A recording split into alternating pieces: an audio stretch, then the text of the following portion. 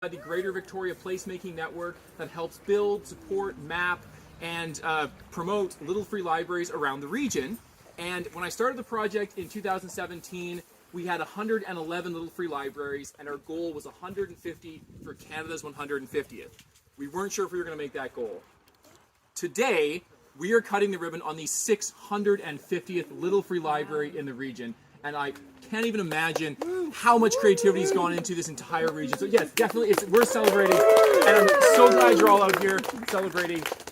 Like people, little libraries come in all shapes and sizes. One thing that has made me very excited to see is the sheer diversity of little book boxes. We have little free libraries for poetry, toys, board games and puzzles, seeds, plants, art supplies, yarn. There's even 3 yarn barns in the region. So it's so great to see these little boxes popping up. And the thing I love about them most is they're often less about books and so much more about community and connecting people. And I think today's a testament to that, the huge crowd of neighbors gathered around. So without any further ado, I'm going to introduce Liz, who is going to talk more about this little library and the project and the amazing people who built it. And then we're going to cut the ribbon and celebrate some more. So Liz, take it away. Thank you, Teal. I'm going to stand up here to remind myself to speak up so everyone can hear me. I just want to acknowledge before I get started the territory of the Lekwungen people, the Songhees and Esquimalt nations. When we're building community, it's so important to think about the land that we're on and think about the injustices that are still keeping some people from really feeling like they're part of the community and like they're important. So I hope that settlers like me will keep listening to how we can have more justice and thriving for Indigenous folks, especially the ones whose land we're on today. We're so excited to have everyone here. Thanks for coming. I didn't make this library, but the person who did couldn't be here, so that's why I'm speaking today.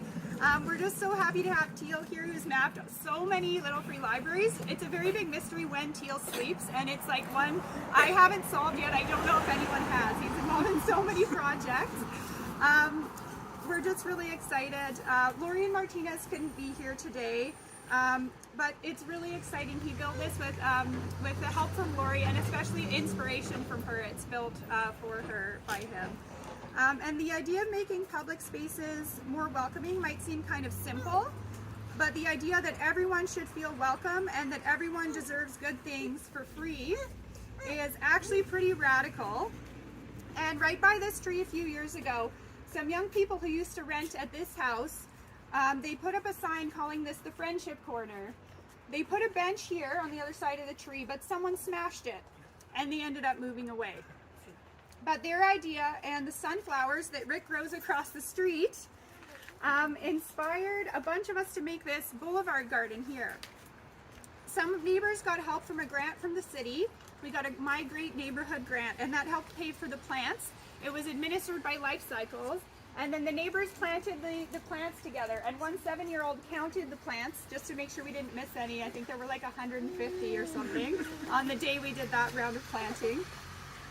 Lori and Marthinus, they were on board with the garden right away, and their section is up there. It has the apple trees, the dwarf fruit trees, it's got the native plants, and they knew right away when they heard about the project they wanted to put a little free library in the garden. Unfortunately, they've had a family emergency, so that's why they can't be here today.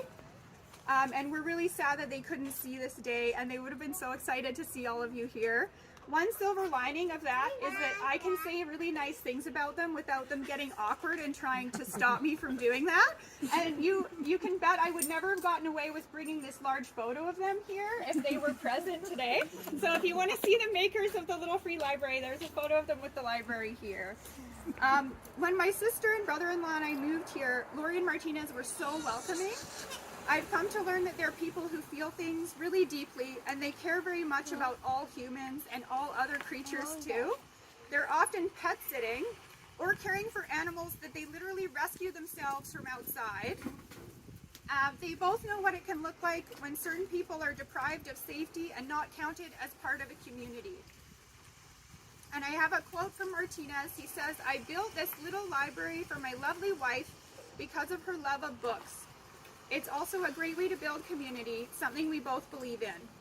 I built it out of recycled materials. The shingles on the roof are actually the original shingles from our home that was built in 1910. So the shingles came from the original roof of that house over there.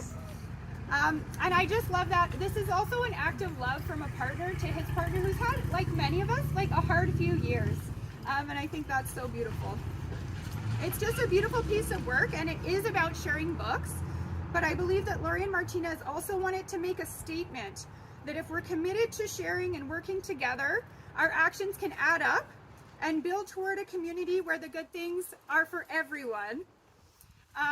And Jane, the baby over here, she's really into chanting, so I was thinking it'd be fun if we could chant something together just to finish this off. So let's chant about who these books are for. Who are the books for? Everyone! Who deserves good things for free? Everyone! Everyone! Everyone! Everyone! Everyone! Everyone! Everyone! Thanks for coming, you guys! So I'm so excited to, we're going to pull the ribbon, I guess, on the 650th Little Free Library in the CRD. Here's to many more. Let 1,000 libraries bloom. Woohoo!